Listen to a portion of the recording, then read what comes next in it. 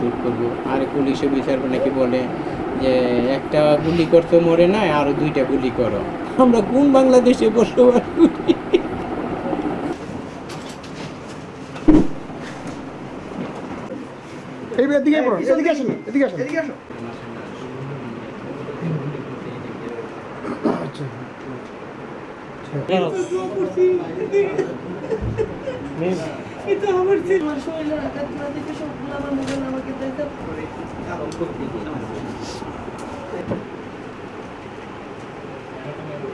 Mobile পুরো আমার লেন্সে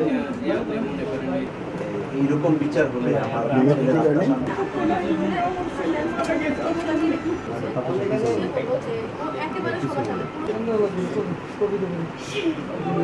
গোসল করানোর সময় রক্ত বন্ধ হয় না, তখন এইগুলি দিয়ে এরপরে কাপড়ের কাপড় পরাই। খুব কষ্ট লাগে।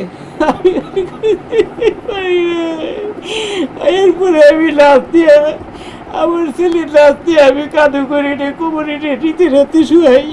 এর থেকে একটা পিতার কত কষ্ট, কত জ্বালায়, কত যন্ত্রণা। নাফিজকে যখন মনে করেন মানব জীবনের যে সাংবাদিক জীবন আহমেদ, সে বললো যে ভাই আপনার ছেলেরা যখন দেখি মনে করেন আল্লাহ দিয়ে ঠিক পুলিশ চেকপোস্টের সামনে, তখন মনে করেন পুলিশ আমাদেরকে ঢুকতে দেয় না। যখন আমি গেলাম যে মনে হয়ে যাচ্ছে আপনার ছেলে আমার ছেলে। আমি অনেকবার চেষ্টা করছি, অনেক পুলিশের অনুরোধ করছি, কিন্তু ছাত্রলীগের পোলাপানে যখন বসা অবস্থা, তখন জীবিত বসা অবস্থা ছিল, তখন মনে করেন আলরাজি হাসপাতালে নেওয়ার চেষ্টা করছি, কিন্তু ছাত্রলীগের পোলাপান আর পুলিশ ভাইয়েরা মনে ঢুকতে দেয় না। যে রিস্কওয়ালা নিয়ে গেছে তাদেরকে নাকি মনে অনেক ধরনের খারাপ ধরনের কথা বলছে, খারাপ ধরনের আচরণ করছে, তোকে শ্যুট করবো। আর পুলিশ অফিসার নাকি বলে যে একটা গুলি করতে মরে না, আরও 2টা গুলি করো। গুলি করে একটা স্বাধীন বাংলাদেশে একটা ছেলের একটা বাড়ি যথেষ্ট, আবার একটা গুলি করছে, এখান থেকে বেরিয়ে গেছে, এরপরে ডেড বডির ভিতরে আরও 2টা গুলি করতে। এটা কোন ধরনের সংবিধান, কোন ধরনের বাংলাদেশ? আমরা কোন বাংলাদেশে বসবাস করি? যে আপনার ছেলেকে যে নির্মমভাবে হত্যা করার বিচার চান কিনা? আমি অবশ্যই বিচার চাই, আমি অবশ্যই বিচার চাই। আমিও মামলা করব। আমি আমাদের সমন্বয়কারী আমার আসছে, তাদের কাছে আমি বিচার চাবো, তাদের ফাঁসি হোক, সুষ্ঠু বিচার হোক, তদন্ত করে তাদের ফাঁসি হোক। আমি আমার পরিবারের এবং আমি আমার বাবা হিসাবে আমার একটাই চাওয়া, একটাই দাবি, তাদের ফাঁসি হোক। আমার ছেলে তো কোনো ছাত্র, 16 বছর বয়স।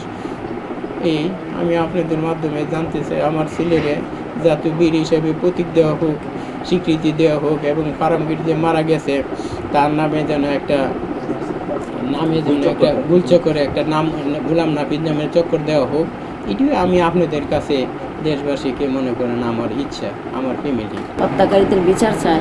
আমার মতো জানে আর এই বাংলার বুকে কোনো মায়ের বুক নিজের দেশের জন্য নিজের দেশে খালি না হয়, এটা আমি আমার দেশবাসীর কাছে দাবি। এবং এখনকার অন্তিমকালীন সরকার জাবেদের কাছে দাবি যে এই যে আমরা সাইদের মারা আমরা বুঝতেছি সন্তান হারাবে তা কি এরা গেল জানতাম, এবং যেই সন্তানগুলো হসপিটালে পড়ে আছে ওরা আমারও আমার মতনই কষ্ট। আমি চাইব বাংলার সকলের কাছে তারা যেন ওই হসপিটালের বাচ্চাগুলোকে চিকিৎসা করে সুস্থ করে ওদের মায়ের বুকে ফিরিয়ে দেয়, কোনো অবহেলা না করে। আমার যেরকম কষ্ট আমার ছেলের জন্য, ওর মাদের জন্য সেম কষ্ট। আমরা আজকে শহীদ নাফিজের পরিবারের কাছে এসেছি। আমরা দেখেছি যে রিকশায় নাফিজের মৃতদেহ, নাফিজের শরীর যেভাবে নিথরভাবে রিকশায় শুয়েছিল। এই যে নির্মমতা, এই নির্মমতা ইতিহাসের পাতায় লেখা থাকবে। পুরো পৃথিবী দেখেছে যে বাংলাদেশে ছাত্রদের উপর, নাগরিকদের উপর কী ধরনের হত্যাযজ্ঞ চালানো হয়েছে, কত মায়ের বুক খালি করা হয়েছে। নাফিজ মাত্র একাদশ শ্রেণীর একজন ছাত্র, কলেজ শিক্ষার্থী। তার একটা সুন্দর জীবন ছিল, ভবিষ্যৎ ছিল। তার সেই ভবিষ্যৎকে বিসর্জন সে দিয়েছে বাংলাদেশের একটা নতুন ভবিষ্যৎ তৈরি করার জন্য। আমরা যাতে নাফিজের এই যে আত্মত্যাগ, সেটাকে কখনো না ভুলি। শহীদের এই রক্তের প্রতি আমরা প্রতিশ্রুতিবদ্ধ, এবং আমরা নাফিজের পরিবারের সাথে সবসময় থাকব। এবং এই হত্যাযজ্ঞের সাথে যারা জড়িত, এই গণহত্যার সাথে যারা জড়িত, অবশ্যই তাদের বিচার হবে বাংলার মাটিতে। অলরেডি বিভিন্ন যারা যারা এটার সাথে জড়িত আওয়ামী লীগের বিভিন্ন নেতাদের গ্রেফতার প্রক্রিয়া শুরু হয়েছে। খুবই দ্রুত সময়ের মধ্যে যারা দেশে পালিয়ে আছে বিভিন্ন জায়গায় তাদেরকে গ্রেফতার করা হবে, এবং যিনি হুকুমের আসামি এই রক্তপিপাসু শেখ হাসিনা যিনি এখন পালিয়ে আছে তাকেও বাংলাদেশের মাটিতে এনে বিচারের আওতায় আনা হবে।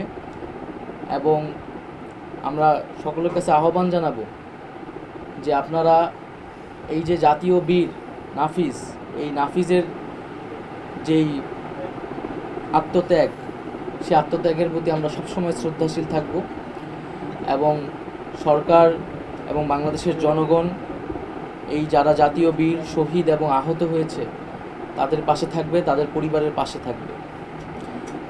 আমাদের নাফিজের পরিবারের প্রতি সমবেদনা জানানোর কোনো ভাষা নেই।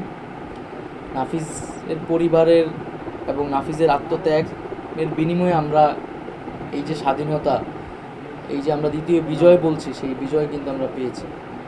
আমরা চাই এমন একটি বাংলাদেশ হোক যেখানে আর কখনোই পুলিশ, আর কখনোই কোনো সরকার কোনো ছাত্রের বুকে, কোনো নিরস্ত্র মানুষের বুকে গুলি করার স্পর্ধা যাতে না পায়।